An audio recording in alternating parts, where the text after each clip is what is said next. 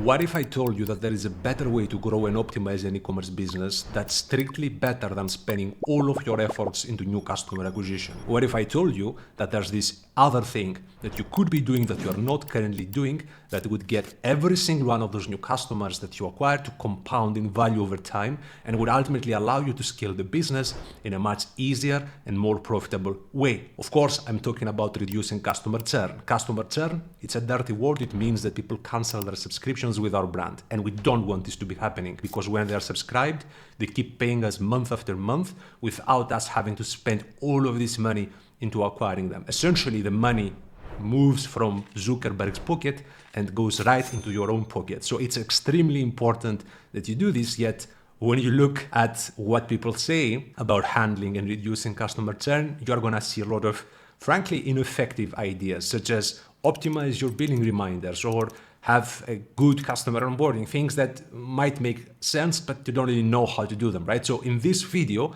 I'm gonna give you 7 proven strategies. Those are proven strategies that will cut churn and dramatically, I promise you, dramatically transform your company. Okay, let's start with the basics. When does churn happen? I promise you that if you take a look at the churn data of your brand, you're gonna find that most of churn happens around billing reminder moments. Right? This is just mathematically true across brands, and you'll see it with your very own eyes if you take a look at your data. Now, the reason why this happens is because every time somebody gets charged or is about to get charged, they're having this thought of, is this subscription still worth it? And you can optimize the billing reminder. You can add the benefits of the subscription in the billing reminder, but the churn will still happen because you are triggering that thought, which leads us to the very obvious strategy number 1. Strategy number 1 is to simply sell more upfront.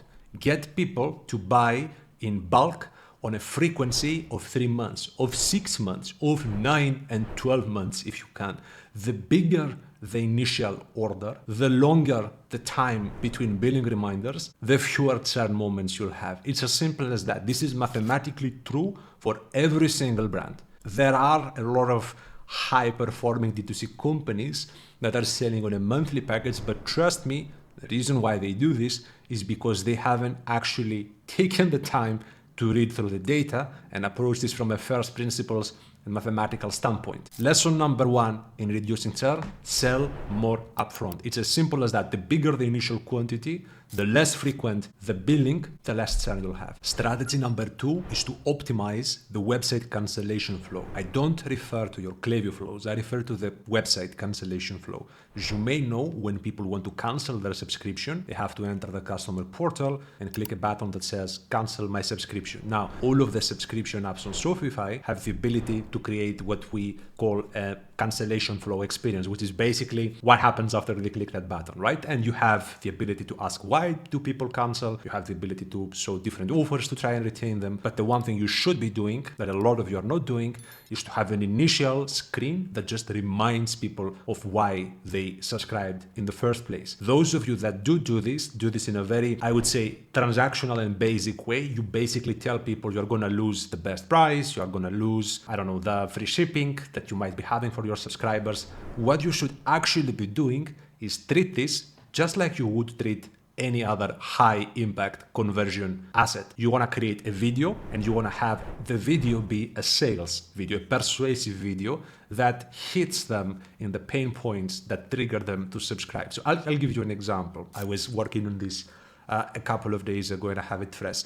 We have a brand that's specifically targeting people that have OPS, old people smell. I know, it really is a thing, right?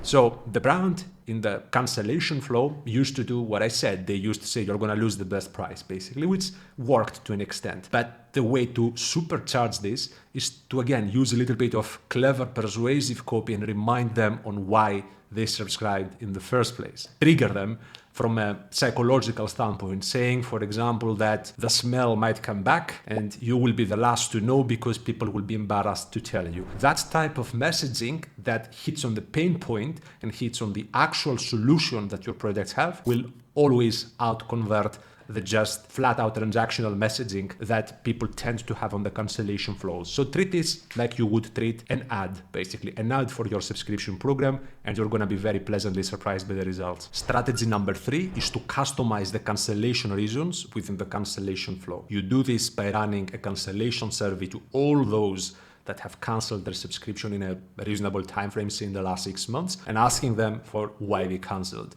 You want to specifically ask them what was happening in your life at that moment, what led you to this decision, etc. And then you want to go to your cancellation flow and customize the reasons based on those responses. Doing this alone won't reduce churn in and of itself. It's just going to give you a better understanding for why people cancel. And in so doing, it will allow you to address each of those reasons in a more targeted way. Strategy number 4 is to have, of course, a custom response to each of those cancellation reasons. And ideally, you want to do this with a custom video for each of those reasons as well. Again, think about this the way you would think about a video ad.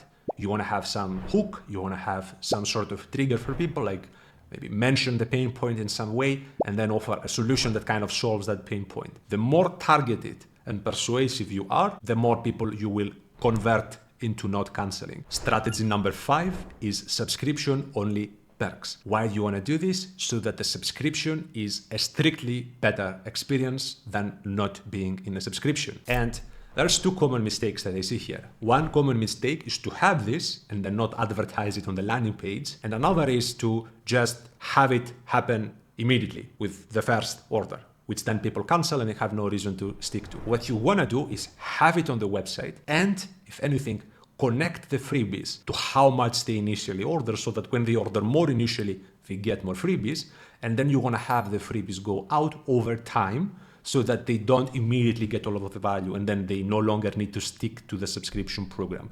When I say freebies, I mean physical freebies, such as like a literal gift with purchase of another product that they can try, or it can be digital freebies, such as, I don't know, a Spotify playlist or a course that you could be having delivered through email. It can be all sorts of things. Strategy number 6 is to engineer a quick win into the subscriber's lifecycle. This is what people mean when they say create a strong customer onboarding.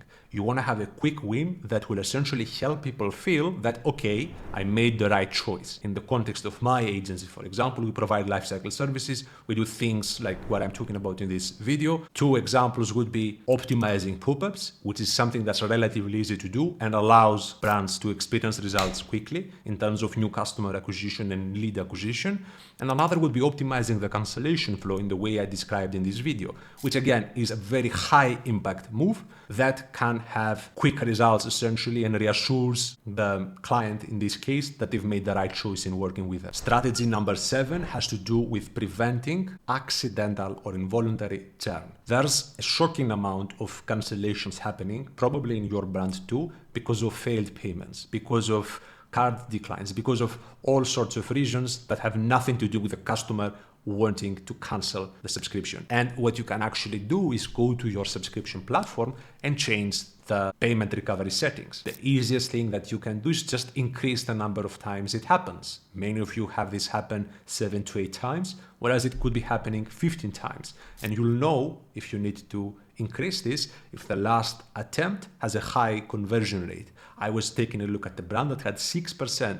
This is a very high number, obviously. 6% of payments recovered on retry number 8. We increased this to 15 retries and they just kept recovering extra money that they would have lost otherwise. And believe it or not, in this short video, you've learned 80% of what you need to reduce churn. Fewer billing moments or sell more upfront. That's number 1. Number 2, optimize the cancellation benefits page. Number 3, do a cancellation survey so that you can customize the cancellation reasons. Number 4, have a custom response for all of those reasons. Number 5, include subscription only perks to your landing pages and your overall subscription program. Number 6, engineer a quick win early into the subscriber lifecycle so that they feel reassured about the choice they made. Number 7, optimize payment recovery. Worst cases, just increase the number of retries that you are having as you try to recover. The real problem really is not just churn, it's that people don't talk about churn in a very effective way. So hopefully this video gave you the tools you need to make progress. If you found it helpful, be sure to subscribe.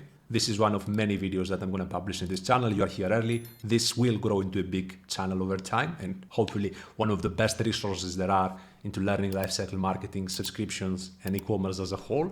And if you don't mind, leave me a comment. What topic should I cover next? What would you like to see me go into?